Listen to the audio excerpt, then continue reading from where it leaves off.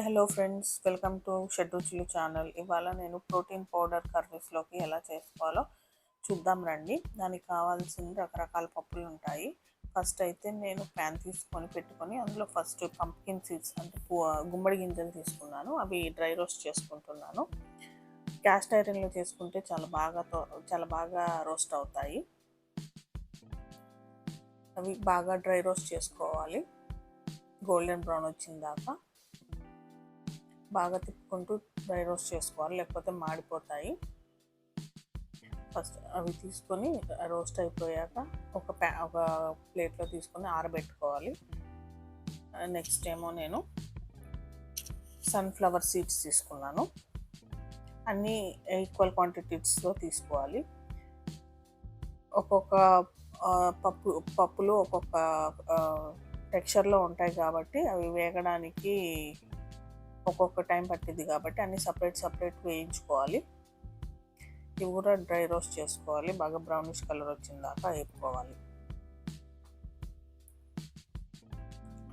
Non వెజిటేరియన్స్కి అయితే బాగా ఎక్కువ ఉంటాయి ప్రోటీన్ ఆప్షన్స్, వెజిటేరియన్స్కి తక్కువ ఉంటాయి కాబట్టి ఈ పౌడర్ నాన్ వెజిటేరియన్స్కి ఎక్కువ యూజ్ అవుతుంది. కర్రీస్లో వేసుకుంటే చాలు, మనకి ప్రోటీన్ అనేది ఇంటేక్ వచ్చింది. నెక్స్ట్ వాటర్ మిలన్ సీడ్స్, పుచ్చగింజలు ఇవి తీసుకున్నాను. పుచ్చగింజలు 2 టైప్స్ ఉంటాయి, విత్ షెల్స్, వితౌట్ షెల్స్. నేను వితౌట్ షెల్స్ తీసుకున్నాను. ఇవి కూడా డ్రై రోస్ట్ చేసుకోవాలి. ఇవి కూడా తొందరగా రోస్ట్ అయిపోతాయి. పుచ్చగింజలు కూడా బాగా బ్రౌన్ కలర్ వచ్చిన దాకా బాగా డ్రై రోస్ట్ చేసుకోవాలి. ఇవన్నీ డ్రై రోస్ట్ చేసుకొని బాగా ఆరబెట్టుకోవాలి.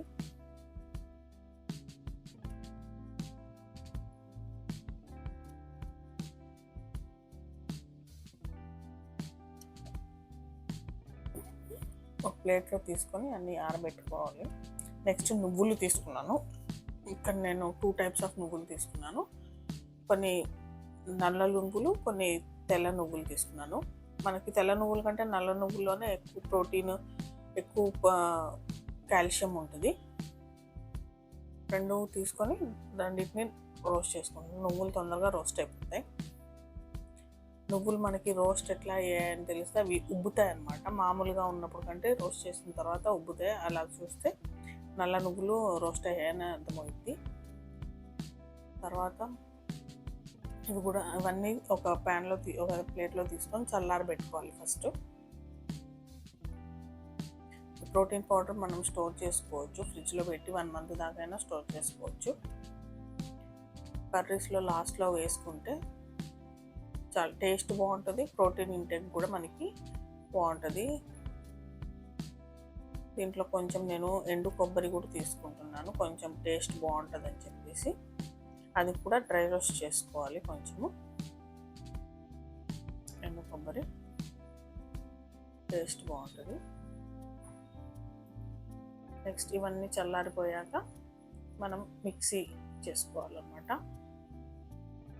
కొంచెంగా వేసుకుంటూ మిక్సీ చేసుకుంటే పౌడర్ లాగా ఫామ్ అయిపోయింది. ఆ పౌడర్ని మనం ఒక జార్లో వేసేసి స్టోర్ చేసుకోవచ్చు ఫ్రిడ్జ్లో.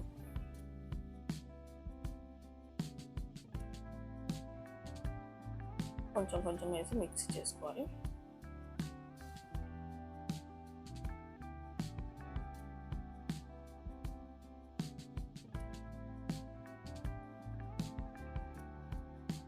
మరీ స్మూత్ కాకుండా కొంచెం బరగ్గా చేసుకోవాలి.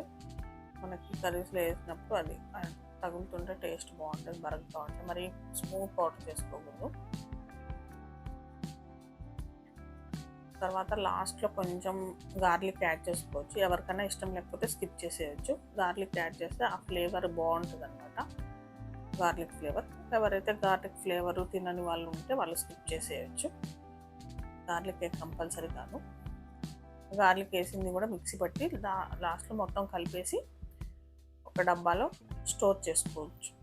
స్టోర్ చేసేసుకుంటే మనకు ఫ్రిడ్జ్లో పెట్టుకుంటే 1 మంత్ పైనే ఉంటుంది. ఇది కర్రీస్లో మన ఊర క్వాంటిటీని బట్టి అది వేసుకుంటే మనకి వెజ్ కర్రీస్లో, నాన్ వెజ్లో కూడా వేసుకోవచ్చు, టేస్ట్ బాగుంటుంది. నాన్ వెజ్లో అయితే మనకి గ్రేవీ థిక్నెస్ కూడా వచ్చింది వేసుకుంటే. నేను ఇక్కడ బెండకాయ ఫ్రైలో వేసాను. పులుసు కూరల్లో వేసుకోవచ్చు, ఫ్రై కర్రీస్లో కూడా వేసుకోవచ్చు. ఇట్లాంటి ఫ్రై కర్రీస్లో వేసుకుంటే ఇంకా టేస్ట్ చాలా బాగుంటుంది.